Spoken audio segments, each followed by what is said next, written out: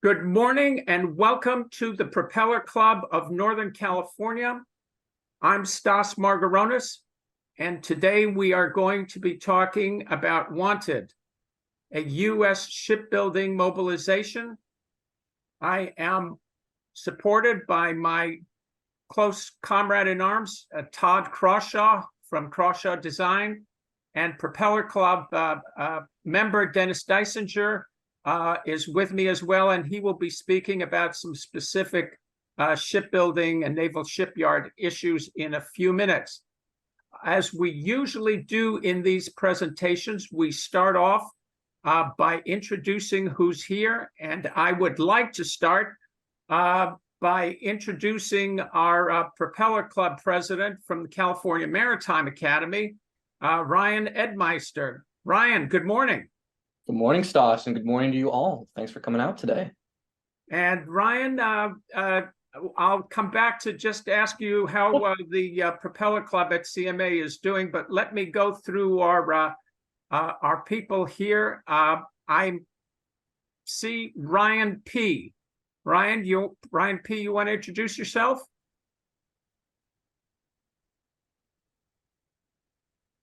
Ryan P. and Madeline. Madeline, I know you're there somewhere. Okay. Robert Wilkins. Robert, good morning. Can't hear you, Robert. Good morning, everyone. I'm Robert Wilkins from the Seafarers Ministry of the Golden Gate. Robert, thank you very much, and thank you for all the good work that you are doing with seafarers in the Bay Area. And I mentioned your work at our last Propeller Club lunch, and thanks to Mr. Crawshaw, you are now on our Propeller Club website. And yes. We will hope to do more. Thank you for being with us. Thank you. Derek Chow, good morning from Hawaii. Aloha, everyone. I'm Derek Chow. I'm with Burns & McDonnell Engineering Company. I'm the business development manager for the Pacific Rim. Been involved in Propeller Club for a couple of years now, and working closely with Stas in trying to start up a Propeller Club here in Hawaii, or restart a Propeller Club here in Hawaii. Over. Thank you very much, Derek. Zach Mendizabal. Zach, good morning. Hi, good morning, everyone. My name is Zach Mendizabal. I'm a graduate student at Texas A&M University at Galveston. And I'm very interested to hear about shipbuilding and mobilization. So thank you all for having me. Zach, thank you very much. Zach, we're going to come back in just right after we finish, just for you to say a couple of words about Texas A&M Maritime Academy and a little bit about what you're doing. Isaac Jerson, good morning. Good afternoon.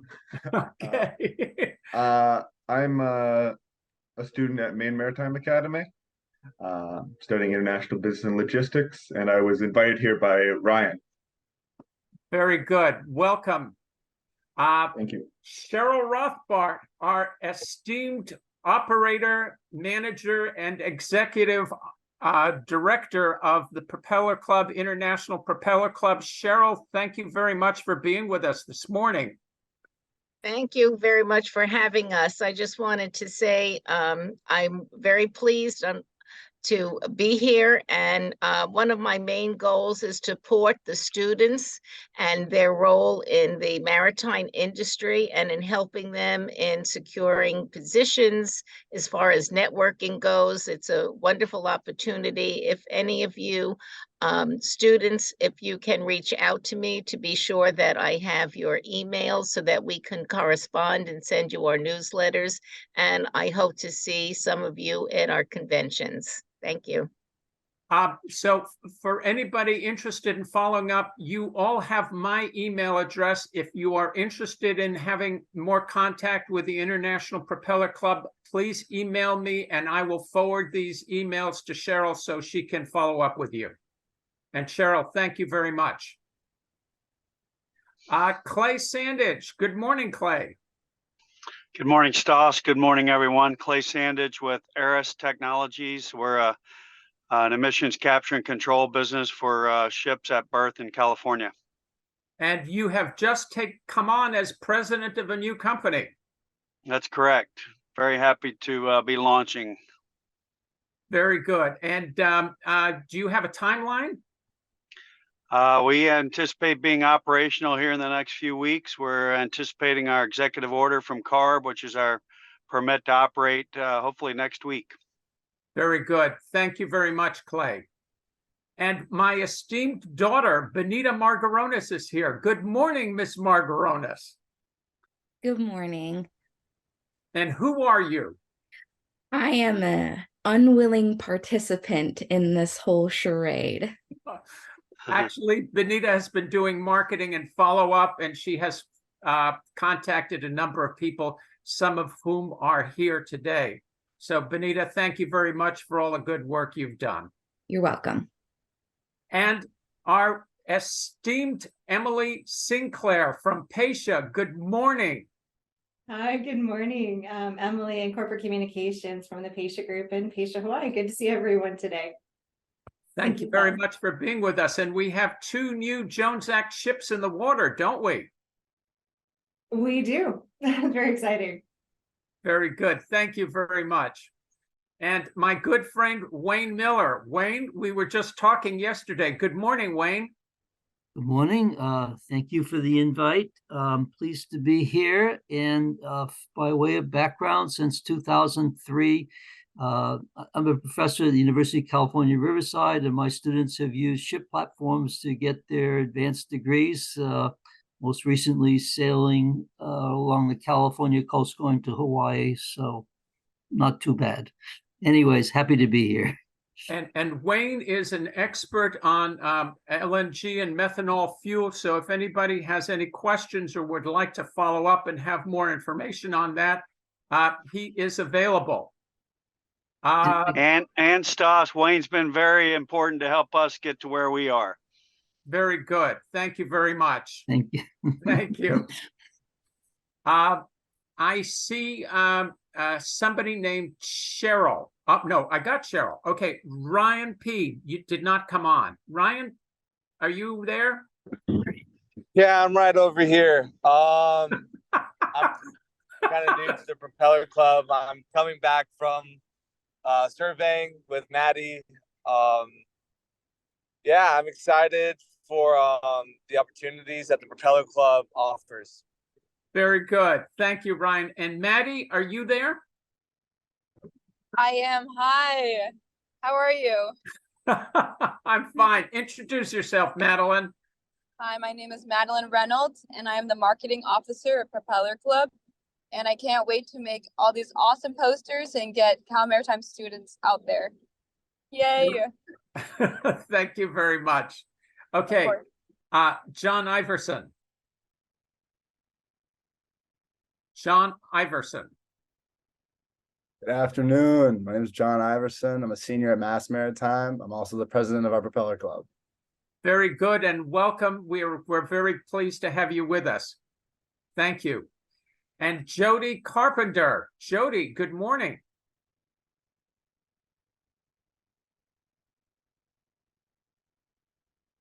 Jody is from Davis Aerospace and Maritime School, and she has a class there somewhere. Jody, can you unmute yourself? There you are. Hello. Good morning. I'm Jody Carpenter, and there is about 9 students building boats behind me, but my camera is not working. Oh, well, I'm sorry about that. Jody, would you like to say just a couple of words about your school? And what kind of boats? And what kind of boats? We are building little dory skiffs, and everybody's building a quarter scale. Each student is building a quarter scale model, and then we're building a bigger boat as well. And that's a dory skiff. And where are you located, Jody? Cleveland, Ohio. Very good. Well, that gives us representation from Texas, Ohio, Maine, Massachusetts, and California. So we have a pretty good mix. And thank you very much. And we really welcome you being with us. And if you have any questions or we can get you any information, please let me know afterwards and I'd be happy to follow up. Afisu. Hey. Good morning. Morning. You introduce yourself? I'm an undergrad Mara major. Okay. And where do you go to school? I go to Texas A&M at Galveston. Very good. Thank you very much for being with us. Kevin Policarpo, good morning. Good morning, Mr. Margaronis. Kevin does research for me, and he's done a lot of research on our website about national security and maritime issues and also shipbuilding issues. So Kevin, welcome, and we will see you soon. I have somebody, Understood. TLDV meeting recorder. I don't know who that is. Okay. And Susan's iPhone. Stas, can you hear me? I can. Okay, great. I can see you, but you can't see me. Okay. Hi. I'm Susan Sullivan. I am with Paisha Hawaii, the Paisha Group, and I'm a member of the Propeller Club board. Susan, thank you very much for joining us. I really appreciate this. Thank you all. And oh, I see Gavin Murray. Let me get him in. Gavin, you want to introduce yourself?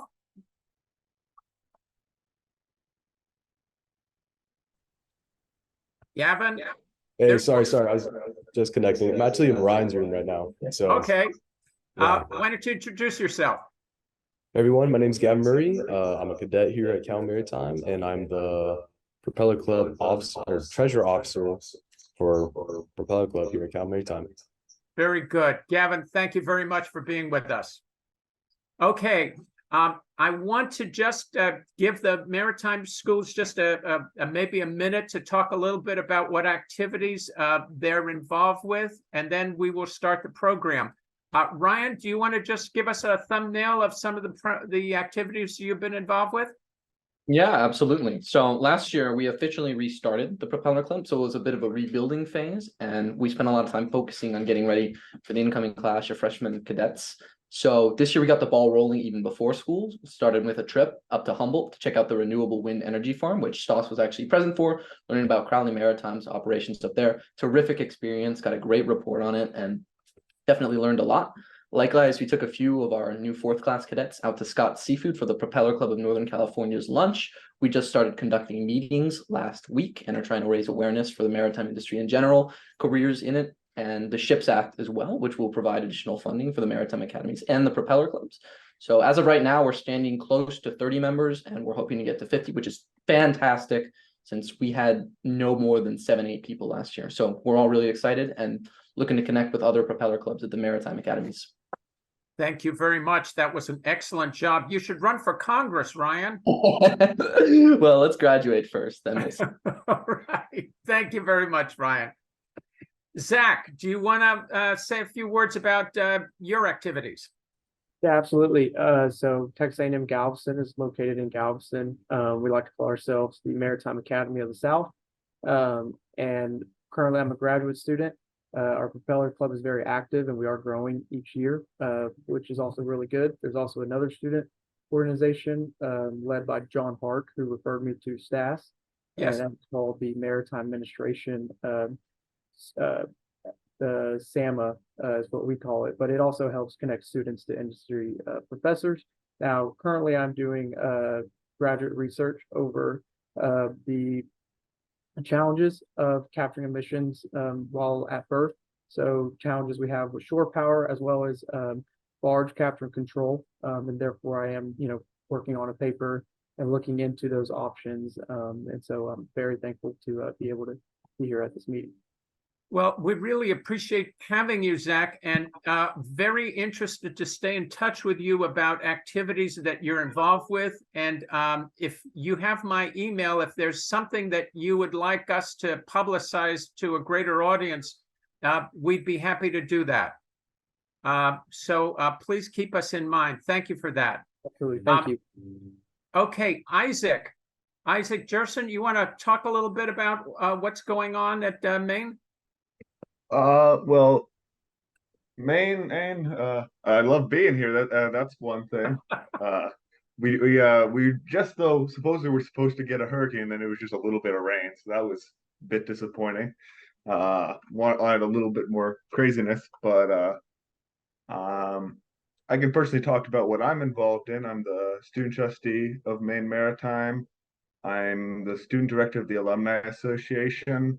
I do some work on the campus activity board, and we don't have a propeller club, but we have what's called the Student Business and Logistics Association that I'm trying to bring back. It's been sort of my white whale spending time here. I've tried different methods, but I think I been encouraged by Ryan's success at Cal Maritime to just give it another shot, and hopefully I can get it off the ground. That's very good. And as I said to Zach, if there's any updates that you have, please send them to me. We will circulate them around, and maybe we can do a follow-up at a later date just with the various with the clubs and have them stay in touch with each other. Cheryl, yes. Yeah, and listening to all of you, I really would like to make sure that all of you are in touch with me. We have an event calendar. I would love to be adding all of your events onto the calendar. And one of the projects that we have for our student members is to be able to find ways in which you could communicate and contact each other. So I'm looking forward to working with all of you to provide all of these networking opportunities. So just a reminder to keep in touch with me. Thank you very much, Cheryl. John Iverson. So the Propeller Club at Mass Maritime I don't know when it came into existence, but it's been a thing since my freshman year. I think numbers have fluctuated, but right now we're probably sitting at close to 40-ish members, not just business students. We have a variety, some like licensed majors kids like techies and engineers. What we try and do last year and the year before, we always get to go to the Port of Boston. That's a really cool time. Any like Coast Guard event or any event that the Boston Propeller Club puts on, we typically get invited, or we get like a reduced fare, so we get to attend. We help out with the underclassmen with their LinkedIns, their resumes. And actually next week, myself and 2 other senior members of the Propeller Club are going to go down to Charleston for the International Propeller Club Convention. Excellent. Well, that is really good. And as I said to the others, John, please stay in touch with us. And if you've got anything that you would like to circulate, I'm also the California ports reporter for the American Journal of Transportation, and maybe I can put some sort of collage of work that you guys are all doing together. Okay, I think I've mentioned all of the propeller clubs and what they're doing. So we have 2 things on the agenda. We have a short Jones Act video that we're going to show real quickly. And then we have a PowerPoint about the shipbuilding mobilization that we've talked about. Several of you have seen the PowerPoint. I'm going to ask Dennis Deisinger to follow me and talk specifically about some of the priorities that he thinks are important. So Todd, can you start us off with the video, please? It's about 4 minutes, and then we'll go on from there. Thank you.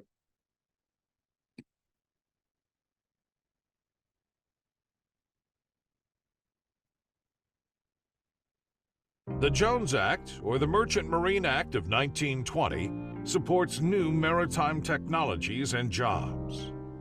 According to the American Waterways Operators, 650,000 Americans are employed in Jones Act-related industries. Many of these jobs would have been outsourced abroad without the Jones Act. This is because the Jones Act mandates that vessels transporting waterborne cargoes between U.S. ports must be U.S. manned, built, and U.S. owned. These Jones Act vessels include ocean-going container ships and tugs or barges that transport freight along our coasts and inland waterways. so the Jones Act makes sure that U.S. mariners operate these vessels. This historic act also supports American companies and workers who build and operate next-generation hybrid and zero-emission ferries, platform supply vessels, and even battery-powered floating classrooms. The Jones Act also supports the shipyards and workers that build these ships, ferries, tugs, and floating classrooms. U.S. shipyards also build military sealift ships that transport military hardware to war zones. U.S. shipbuilders are also constructing new national security multi-mission vessels, or NSM-MVs. These new ships will not only train cadets in deck and engine room operations, and also provide emergency services support. As innovation is given the opportunity to flourish and national security is safeguarded, the Jones Act serves as a beacon for the United States.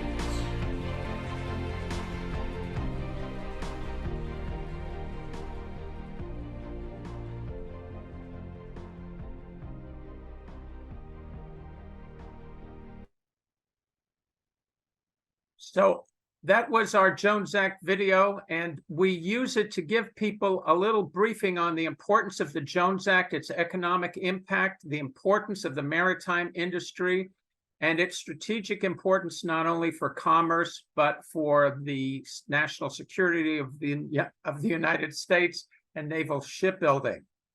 So if anybody is interested in that video, we're happy to pass that along. I want to thank Pesha, who helped us put that together and provided us with some of the visuals on that. And I see Emily smiling. Emily, thank you very much. We appreciate your support. So our next item is going to be, we're going to talk about the shipbuilding mobilization, and Todd is going to bring up the PowerPoint that some of you have seen and that we will share if anybody's interested. Let me start by saying that the idea for the Ships Act and the ships mobilization started when Luke Lorenz, the legislative director of the Navy League of the United States, came to speak to the Propeller Club in May. And he told us there is a Ships Act that is being developed in Congress. There's been talk about it along the same lines as the CHIPS Act. And that was $52 billion for the semiconductor industry. We would like to see a major mobilization developed for shipbuilding. These are two slipways at Mare Island that are no longer being used. And you'll see the use of slipways in the next slide. Next slide, please. During World War II, 1942 to 1945, the Maritime Commission, which is now the Maritime Administration, directed the construction of 2,700 Liberty and Victory ships, helping the U.S. win World War II. Women and African Americans joined the shipbuilding workforce in large numbers, and the idea of a shipbuilding mobilization happened then. It can be done now. If you look at this photo, it is at Swan Island, Oregon, and if you can count, you will see that there are 11 ships on slipways there, and that was a Kaiser shipyard in Oregon. The one in Richmond, California was even greater. The Kaiser organization built 750 Liberty and Victory ships during World War II. So we do have a history of being able to do this kind of mobilization. Next slide, please.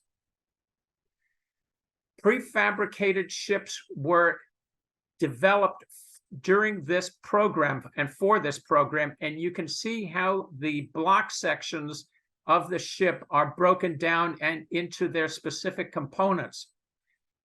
If you put these components were built in separate locations and assembled at the shipyard. So the shipyard became an assembly point for these various components.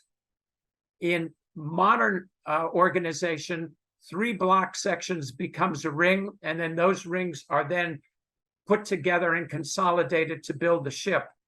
There are obviously a number of components here, and those components are the challenge that we would have to build ships today. But they did it during World War II, and we could do it again. Next slide, please.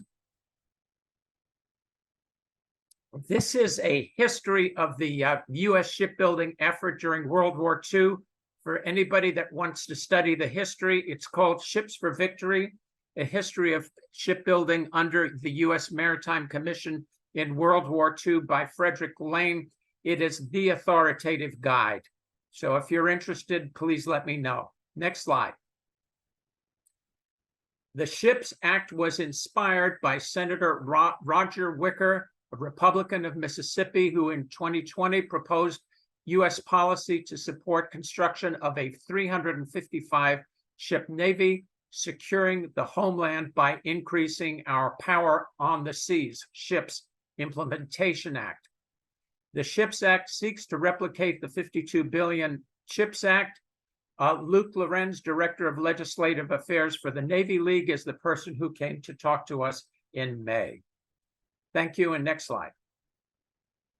These are U.S. shipyards and ship repair facilities around the United States. You can see a number of them are in the Gulf, a few of them are on the west, a few more are on the Atlantic coast, and along the inland waterways, as well as the Great Lakes and in Hawaii. Thank you, and next slide. Supporting ships now, we're talking about a few things that could be done.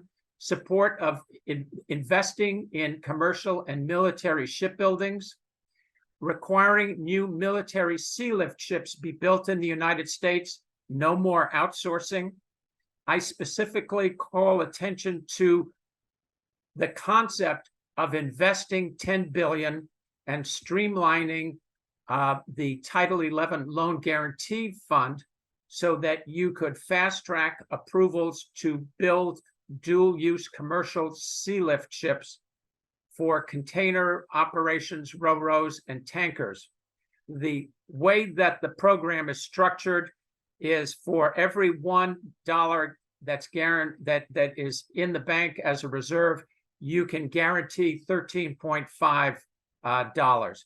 So if you put in $10 billion, you could theoretically get $135 billion in loan guarantees. That may sound like a lot of money, but China, as you will see, is actually spending much more than that. Other items: support shipbuilder and mariner training and education, including grants for vocational training. We need to start in the high schools so that we have people that are primed to go to our colleges and maritime schools, and from there to enter into the workforce. We need to build new shipyards to develop the new methods that we need for competing in the world shipbuilding market. During his speech, Lorenz talked about new shipyards on the Pacific, Gulf, Atlantic, Great Lakes, and we have talked about this in collaboration with Korean and Japanese shipbuilders who could bring some of the expertise that we no longer have back to the United States. Fund marine propulsion, fabrication, and contractors. Supply chain is very critical. Support of methanol, hydrogen, and electronic systems integration to reduce crew shortages. Wayne Miller is an expert on fuel, marine fuel, and he can talk to anybody who is interested on methanol. Next slide, please. This is the U.S. Marine Highway System, and it is a map that was developed by the U.S. Maritime Administration. It shows the routes that are currently being designated by MARAD. I'd like to call your attention to the route between the ports of Los Angeles and Long Beach and Oakland on the California side. We have identified through some research that as many as 2 million TEUs, 20-foot unit containers, are imported into the ports of Los Angeles and Long Beach and trucked up to Northern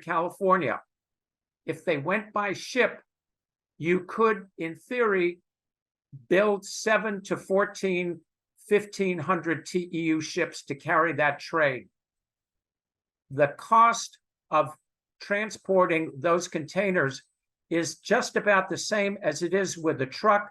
The big barrier is that, excuse me, the lift charges at the ports in California cost around $400 to load and $400 to unload, and that's $800. That is a fee that may work for very large vessels, but there ought to be a way to change that to $200 a lift charge for coastal vessels and Jones Act vessels to help facilitate more truckloads going on ships rather than on the road, reducing congestion, reducing emissions. And if we use methanol-powered ships, we would be using vessels that have a very low carbon and emission footprint. Next slide, please. The Navy League talked about proposing U.S. Dual-use commercial and military sea lift ships. This Matson ship, the stern has that boxing areas where they carry cars, and the fore ship is where they carry containers. So that would be one concept. Next slide, please. This is a methanol-powered ship that is being built by Norwegian Container Line, and they have done some very interesting things. Maersk has also moved this design in the same place, and that is to have the house in the front, so there's more room to carry containers astern of the house. You'll also notice that there are 2 cranes. Those are those 2 blue booms there, so the vessel has the ability to self-unload itself. It has a battery pack for peak shaving, a shaft generator. It operates with both methanol and diesel fuel, hopefully with methanol though, and that would make it a very low carbon emission vessel. Wayne Miller will tell you that he believes that methanol is the fuel of the future. So this is the kind of vessel that we would like to see being built for the commercial and military sea lift trade, perhaps on a 1,500 TEU level to put in a few more containers. Thank you very much, Todd. Next slide. One of the features that I saw at the Electronic and Hybrid Ship Conference in Amsterdam in June is the development of systems integration. And this is a drawing of a, excuse me, of a VARD vessel that is, excuse me, it's being used for undersea exploration. They have taken a lot of the operations of the engine room and consolidated into the bridge so you can actually manage the engine room from the bridge. It also has an ability to be monitored from a shoreside facility. And what's happening is the electronics is allowing for the consolidation of a number of operations, which means you don't need to have as many crew members as you would ordinarily on a more conventional ship. And the reason this is important is that according to the U.S. Maritime Administrator, we have a very serious crew shortage that we need to address. And one of the ways to do that is obviously to hire and train more cadets and more mariners, but also deploy more systems integration in new designs of vessels. Next slide, please. A friend of mine, a naval architect who viewed this slide, said that if we want to go this route and have a shipbuilding mobilization, we need to really worry about our supply chain. He says it's no use having shipyards to build ships if the equipment to fit in and onto the ships cannot be delivered. And he said there seems to be quite a considerable U.S. supplier base, but is that true of all components? And he said, think of engines, propellers, main shafts, forging, foundries, steel, many electronics, and many other parts. Those also need to be in place. And if you're reading the news right now about offshore wind farms, the new developments in offshore wind farms are being slowed down because the supplier base in the United States, the component base in the United States, needs to be ramped up. Next slide, please. The General Accounting Office has focused on problems of building ships, of building U.S. Navy ships at shipyards. The Navy's 4 public shipyards are critical to maintaining the readiness of its fleet, including aircraft carriers and submarines. However, the condition of their dry docks and facilities, according to GAO, is poor, and their equipment is generally past its useful life. Further, the Navy reports that without improvements to shipyard infrastructure, it will be unable to support almost a third of the planned maintenance for aircraft carriers and submarines. In 2022, the Navy completed its first plan for the Pearl Harbor Naval Shipyard. The Navy's estimated cost for Pearl Harbor increased significantly from $6.1 billion to $16 billion. The dry dock project at Portsmouth Naval Shipyard cost estimate grew from $528 million to $2.2 billion, in part due to lack of competition. The source on that is the GAO reports, and you see the link to that there. Next slide, please. DoD says that the shipyards that are building U.S. destroyers, altogether, we cannot build 3 destroyers a year, and that we need to step up our game on this front. And the news report, the link is in that, the link below. DoD reported that only 40% of ready reserve ships could set sail in 2020. There's a news report on that one that you can read more about. Next slide, please. The U.S. needs newer shipyards. This is the NASSCO shipyard in San Diego, and you can see that it does the job, but more needs to be done. And I'll show you the Chinese shipyards in a second so you can see the comparison. Next slide, please. China leads the United States in commercial shipbuildings. The blue line is the United States. The red line is China. You can see that as of 2000, around 2000, we began to converge, and the Chinese are building many more ships. Next slide, please. China's also building more warships, and those numbers began to converge. You can see from that in 2014. The source on this is Congressional Research Service, China Naval Modernization Implications for U.S. Navy. And we have a link for that too. Next slide, please.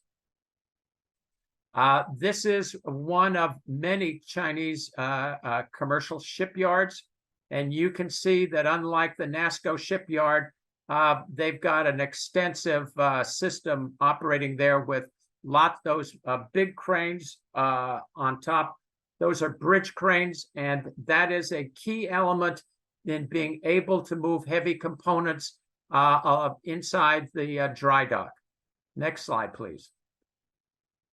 This is a satellite photo showing the Jiangyan shipyard, where the aircraft carrier Fujian is on your left. It's that big gray blob on the left, and it's being built next to a evergreen container ship, which is, you can see a little bit of green paint to its right.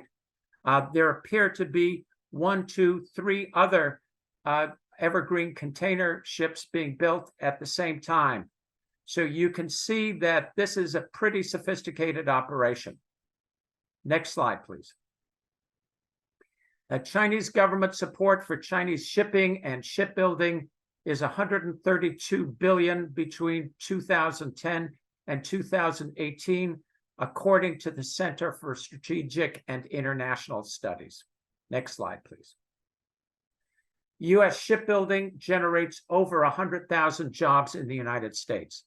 In 2019, the U.S. private shipbuilding and repairing industry directly provided 107,180 jobs, 9.9 billion in labor income, and 12.2 billion in gross domestic product. Nationwide, 393,390 jobs are impacted by shipbuilding, according to the U.S. Maritime Administration. Next slide, please. And those are two guys who have benefited from this program and part of that 393,000 U.S. Shipbuilding workforce. Next slide, please. SHIPS Act and the Shipbuilding Mobilization will also support training of next generation mariners. We talked a little bit about that and the importance of bringing up more mariners through our maritime schools and our high schools. And we are very grateful for the contributions from the Propeller clubs and maritime schools here with us today. Thank you all for your contributions. Next slide, please. In conclusion, if we were to invest $50 billion in a SHIPS Act, we could have new shipbuilding, ships, jobs, and new naval ships. The U.S. needs to build new shipyards. The MARAD Title 11 loan guarantee program could be a pivotal way to do the financing, but it's got to be streamlined. It needs more money. Increased shipbuilding funding and shipyards would give us higher shipbuilding productivity and lower costs. New support jobs in steel fabrication, maritime propulsion systems, and systems integration. We could also be building methanol-powered ships, so we could be leading the change over to a greener and lower carbon emission naval and commercial shipping fleet. New mariner jobs and maritime professional jobs will increase if we've got more support. New marine highway ships can reduce highway congestion and speed up deliveries.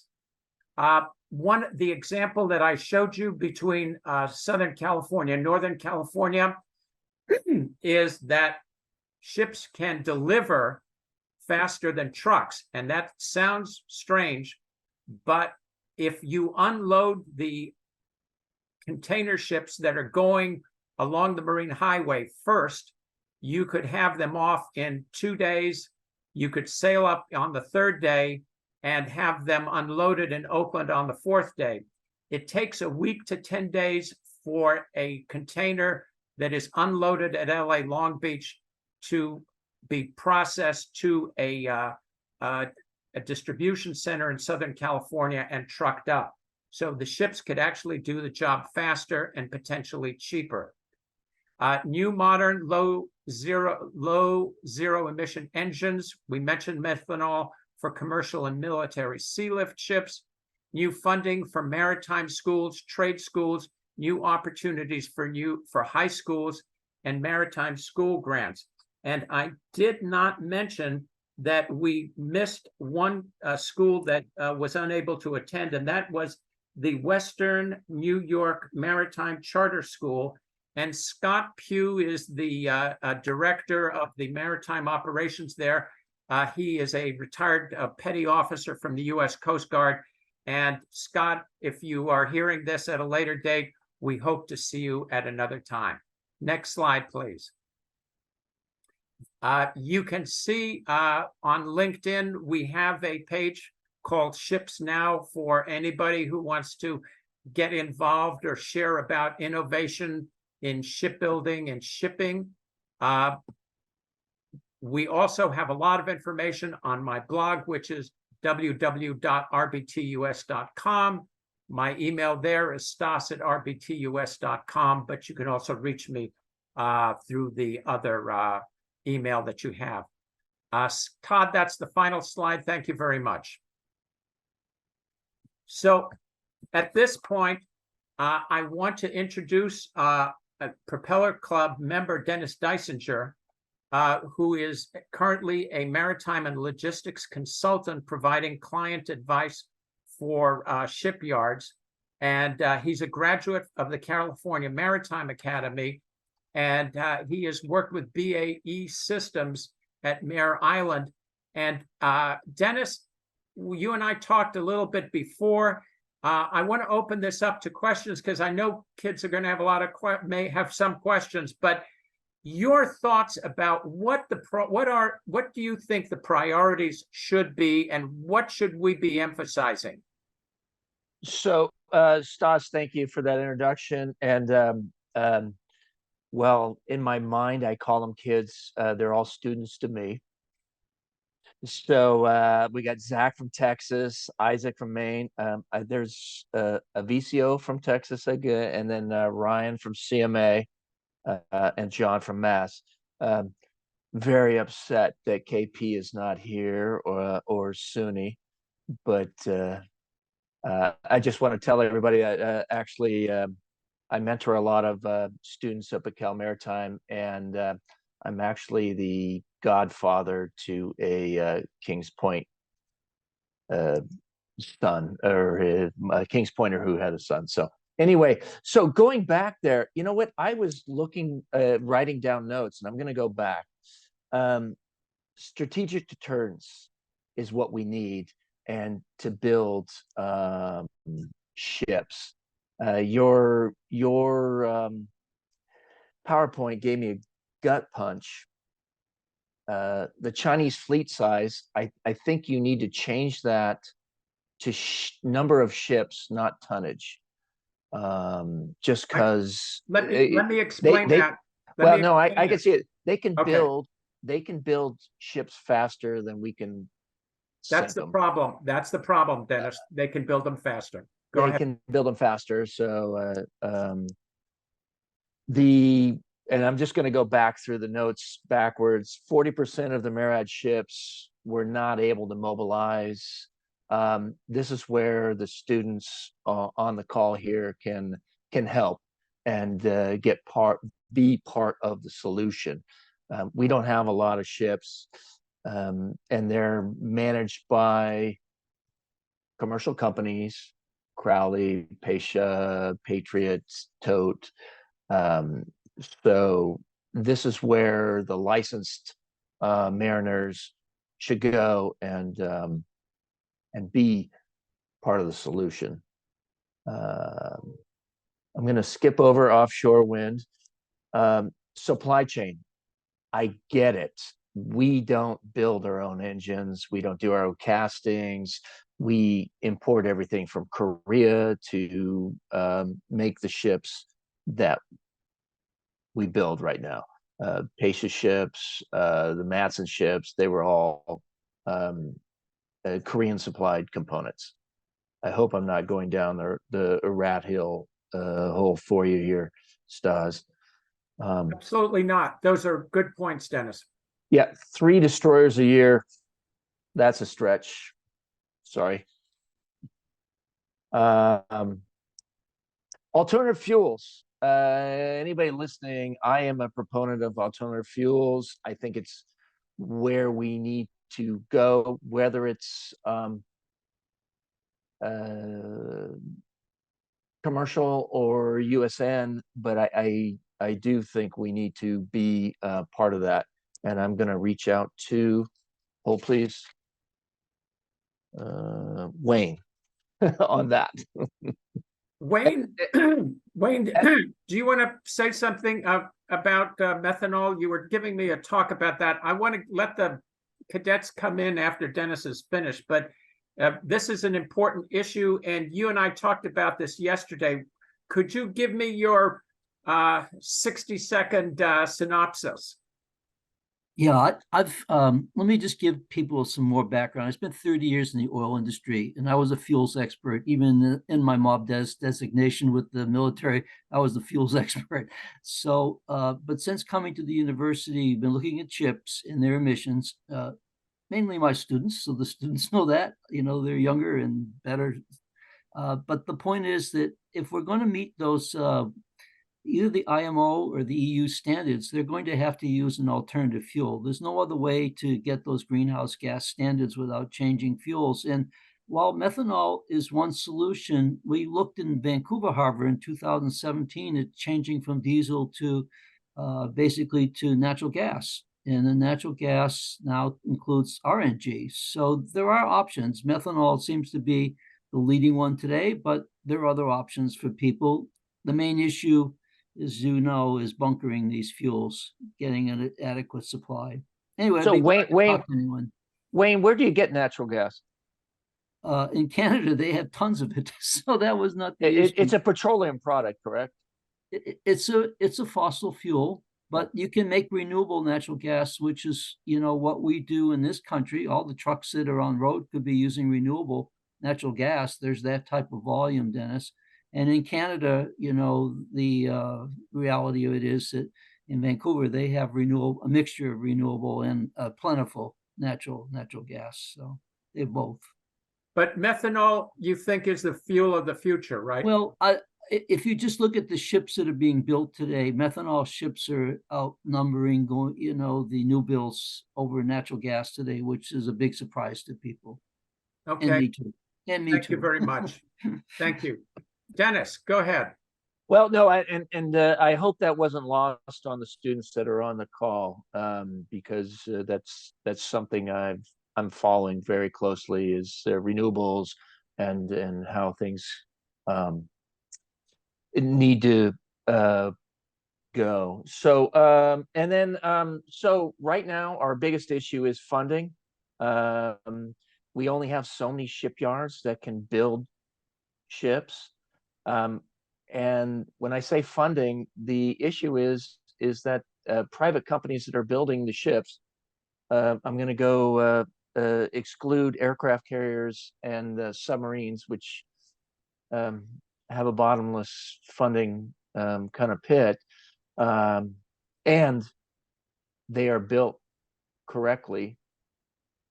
I'll get to that in a second. But the current public ship or private shipyards, they need a path forward such that they can train their workforce and have a quote unquote guaranteed ROI going forward, such that they can maintain their facilities and such. That being said, Stas, I just want to shout out to the Submariners. They have a shipbuilding program with a zero fail mandate, whereas all the other shipyards, when they deliver ships to the Navy, to the Coast Guard, how do I say this? They're less than perfect. When Pasha gets a ship from the shipyard, it goes out and loads containers. When Crowley gets a tanker, Matson gets a container ship, they go out and load. There's some hiccups in the giddy up, but if I can poo-poo anything, it's just our naval shipbuilding capacity and oversight is not. It should be at a commercial standard, and I'll leave it at that. Dennis, thank you very much for this. I'd like to open up for questions. Do we have any questions? Go ahead, throw me under the bus. Okay. So are any of you working with any renewable fuels at your schools? No. Ryan, how about you guys? I don't believe so. Okay. John? On the business side of things, I can't say we're learning anything about it. I can't really speak for the licensed majors though. Okay. And Isaac, are you still there? Yes. Yeah, I'm here. Yeah, once again, I'm on the business side of things, so I can't speak to the license side. I can talk with a few people in the license side to see about that perspective, but not that I know Let me just ask the students that are here, what do you think is the most important thing that we could do to help promote the maritime industry and your own prospects of work in the maritime industry?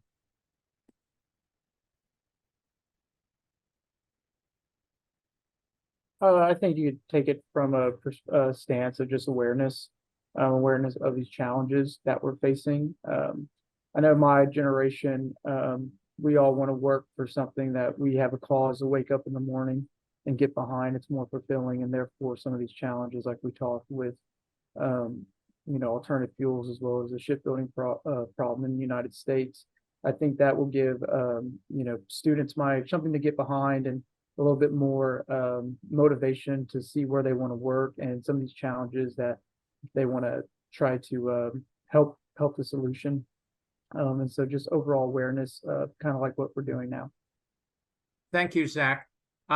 In terms of promoting our maritime schools and encouraging more people to go to those maritime schools, what would you say is something that we could do to help promote your schools? I'll speak on that piece. I think emphasizing the ROI from going to a maritime college is huge for what you put in as far as tuition compared to what you get out. I mean, it's absurd. I know that we here at Cal Maritime have the highest in-state salary within 5 years of graduation compared to our tuition rate. It's crazy. As well as just the regimented programs, the opportunity for career immersion at such an early age, really just trying to push that and embrace that it's, a linear system that trains you for a specific industry. Okay. John, any thoughts from you and Isaac? Outreach to more people to go to our schools. Probably more outreach in high school, maybe. I don't know what that would entail, but I can say at a certain point in Massachusetts, like a certain line, probably west of that line, no one's ever heard of Mass Maritime. Only if you're like on the water, like a town or two in from the water, have you ever even remotely heard of Mass Maritime. So what would you do differently? I guess that's on the school's part to market themselves better. Not really you guys' job, but in my case, I always knew I wanted to go to a maritime school, so I can't really speak to like someone who didn't. Okay. Sounds like lobsterman to me, but I was just up at the sitting next to the president of the California Maritime Academy, President Dumont, Saturday, and there is an issue with getting recruiting throughout the maritime industry and from the schools. John, I'm right with you there. Understand. Isaac.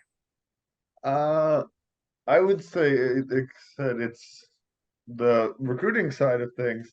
I see a big worry about it is while the ROI is great in general, especially for the license majors and such, the concern of I feel like a lot of people may also be that people like to move around and people maybe are less interested in being on vessels for months at a time.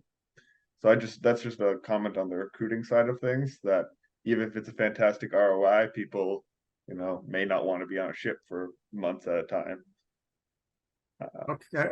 So that's a bit harder to get around, but I think to get people to understand and a little bit more about the opportunities on vessels and that you could go to a maritime academy, and of course you should promote that, but also not knock if people want to do sort of hawse piping or something, or don't want to pursue a specific license, that there are opportunities on vessels that don't require a license. I think that could help. Okay. Staffing in general. Emily Sinclair, are you still with us? I am, yes. Emily, you do an excellent job for Pasha in terms of publicity. In terms of the maritime industry marketing itself to the American public. Do we need to do more, and what would you suggest we need to do? Of course, I love so like I'm part of WISTA USA, and I I'm think sorry, what is that? I'm part of WISTA, Women so in Women in International Shipping and Trade Association, and we're doing a campaign for back to school. So I think we need to get awareness with the younger generation and get kids younger thinking about careers in maritime. So it's building on the maritime, and I really appreciate that comment about, you know, it's younger generations want to have a reason for what they're doing, and I think building on that, it's just more awareness. So it's up to all of us, and then as well as the industry to keep getting that word out. If you have any suggestions that you think we need to circulate, I would appreciate any input that you could provide us. Sure. Because you're directly in that field, and that would be very useful for us. Sure. Yeah, definitely. You know, Stas? Yes, Stas, go ahead. this is Sue Sullivan. I work Yes. with Emily. And just a thought from listening to the cadets, one of the things that you might want to think about is that there's more to Maritime Academy than just being on a ship. What about all the shoreside jobs and the engineers and we've talked about the shipbuilders and the jobs that are on the ships, the licensed people, but then you have all the logistics that go along with moving the cargo that's involved with that, that's not specifically on the ship. It could be shoreside right at the terminals or even further away, depending on what the cargo is and where it has to go. So there's a lot involved that I think that people don't think about besides ship. You know, that's a very good point, and that it's getting even more so. The systems integration that I showed you, there's actually a lot of shoreside monitoring of vessel operations, which has already been going on for some time. I know that Wärtsilä, the marine engine maker, they have monitored their engines for years, and they actually can help troubleshoot problems on the ship. They actually had a service that they were doing 10 or 15 years ago. So I think that's really very helpful. Is Madeline still here? Maddie, are you still around? All right, not here. Stas, Cheryl has her hand up, and Yes, Jay Cheryl. Wayne Miller also had a question, I think. Oh, yeah, Wayne, I think you were up first. And Cheryl, if you could hold just a second. Wayne, I'm sorry, I saw your hand and I didn't recognize you. And I'll have Wayne and then Cheryl. Go ahead, Wayne. I just had a quick question for the students. You're getting new maritime vessels. Are they all dual fueled like the commercial vessels, or are they singular fueled? Do the students know? They're diesel fueled. Are they dual fueled like MAN and Wärtsilä are building? No. No. Okay, thank you. All right. Cheryl.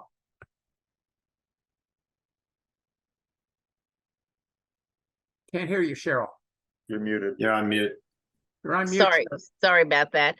For 2024, what we're looking at is putting together a series of monthly webinars, and that is going to be geared on the very different occupations and services, just as you've been talking about, not only the at sea, particularly, the dock workers, everything. So if any of you have any contacts or know of companies or people who would like to do a presentation, we would love to have you. As I said, when we get back from convention, October through December, we're putting together this calendar. We hope to do at least one a month and broaden our audience, because one of the things that, as you've all said, I think it's important that there be a public awareness. And if we could get parents in particular to understand what there is in this occupation, so that they're looking at their kids from junior high all the way on, that they have all these programs available. So workforce development is very much on our minds here at the Propeller Club, and any help we could get in marketing and in putting these webinars together, I'd sorely appreciate it. Cheryl, thank you very much for that. That's very good news, and that would be a good follow-up for everybody to do that. Thank you. Robert, I see your hand up, and I want to say you are talking to mariners from many different parts of the world, and they have a number of challenges that they are facing, and you are hearing a lot about that, and that is not always good news for the industry. Do you hear things from mariners about things that could be done to make their lives more bearable at sea? The biggest thing is continually shore leave. Shore leave is inconsistent and much shorter when they are coming in. First of all, of course, ships are at berth much shorter periods of time, but they are ending up being asked, shall we say, to do a lot of work when they are at berth that is normally the work of the ports themselves, and they are being held on ship for that. That is the primary primary thing that we hear. The next biggest issue while they are out at sea is bullying and sexual harassment. Those are the primary issues that come up all around the world. Yeah. Yeah, that's a major issue. But that is exacerbated by the fact that they do not get shore leave and don't have the opportunity to access maritime welfare and seafarer welfare agencies like ours to at least be able to talk and so forth. We, as a result of that, are going to much more digital services so that seafarers have in real time the opportunity to contact us directly. Rather than having to go through seafarer help and through the ship's hierarchy and so forth and so on. So those are the big issues.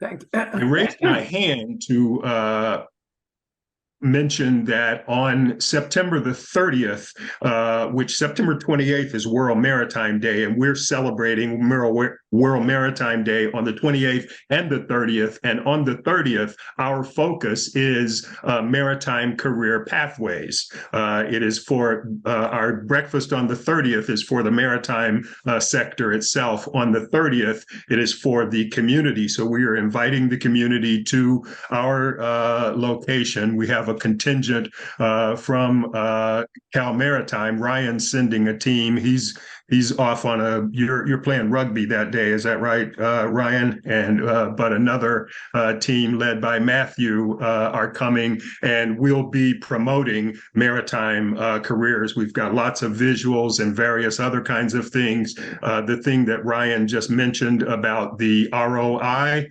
we have a big display about that. 4 out of the top 10 colleges as designated by bestcolleges.com for ROI are maritime academies. SUNY, Cal State Maritime, Mass, and Maine are 4 of the top 10 rated colleges for ROI. And so we've got a ton of information because people don't understand. And somebody also mentioned that you don't have to go out on boats. There are all kinds of jobs and pathways to get there. So we're doing that too. Robert, you've sent it to me. Please send me your release again, and I will circulate that to everybody in the next 24 hours. Certainly. Thank you. Thank you very much. Thanks. And Robert is raising a good question, which we have had a lot of issues in our industry around sexual harassment, both at the schools and on vessels. You're all well aware of some of the items that have been in the news, and those issues are issues that really need to be brought to an end. There is absolutely no reason in the United States of America that anybody should be working on an inland or seagoing vessel and feel unsafe feel threatened, or feel discriminated against. And the incidents against women continue to be an issue everywhere, and that really needs to stop. And thank you very much for bringing that to our attention, Robert. I think we're all in agreement about that. That is one of the things that would really help bring more people to the industry if they knew that those problems were being addressed. Now, I have time for one more question. We've gone a little bit over our time. Excuse me again. Does anybody have one final question before we go? Okay, well, seeing none, I want to thank all of the schools that have participated. Maine Maritime, Mass Maritime, Texas A&M Maritime, Cal Maritime. I also want to thank the people at Davis Maritime. Jody, are you still there? Jody Carpenter. Well, I want to thank Jody and the people at Davis Maritime for participating. I'm sorry we didn't have the camera for you. And Western New York Maritime, I'm sorry that you couldn't make it. We will continue to do outreach, but as Cheryl Rothbart pointed out, the International Propeller Club is working very hard to do more international outreach, and we want to support what's going on. I want to thank all of you for your participation and support in making this happen. Wayne, thank you very much for being here to provide some input. Dennis, your insights and experience are invaluable. Thank you very much. And I know that you're a big CMA booster, so I'm glad that you gave everybody a good shout out. And I appreciate your experience in the industry, which we need to pay attention to. Robert, thank you very much. Emily, thank you as well. And for all of you, I hope that the maritime industry is your future. It has been ours. It has worked out for us, but the United States needs to step up its game. We need a shipbuilding mobilization. We need more ships on the commercial side. We need to make the case that we can transport coastal containers on the marine highways and move that whole challenge along. We also need naval ships. We're not building enough of those. And we also need more sea lift ships. And that has been a problem because the Navy has outsourced a number of shipping to foreign built ships. On that note, all of us want a successful maritime industry, a successful merchant marine. We did it in World War II. We could do it again. Thank you very much. Be well. And from the Propeller Club of Northern California, sail well, sail safely, and our best wishes for your future. Thank you very much.